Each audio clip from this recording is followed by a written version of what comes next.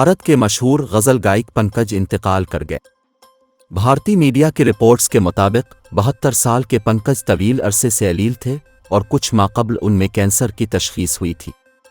Media reports में कहा गया है कि पंकज का आज सुबह मुंबई के अस्पताल में इंतकाल हुआ और उनकी आखिरी रसूमात कल अदा की जाएंगी। पंकज 17 मई 1951 को भारतीय गुजरात में पैदा हुए थे। उन्होंने गज़ल गायकी का सफ़र आहट के नाम से एल्बम से शुरू किया था। पंकज ने कई बॉलीवुड फिल्मों के लिए गीत भी गाए थे।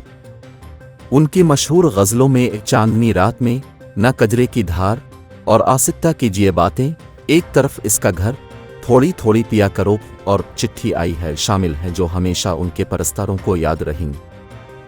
पंकज को म्यूज़िक इंडस्ट्री के लिए ग्रां कदर खिदमात पर 2006 में पद्मा श्री अवार्ड से नवाजा गया था, जबकि उन्होंने कई फिल्में अवार्ड्स भी हासिल किए थे।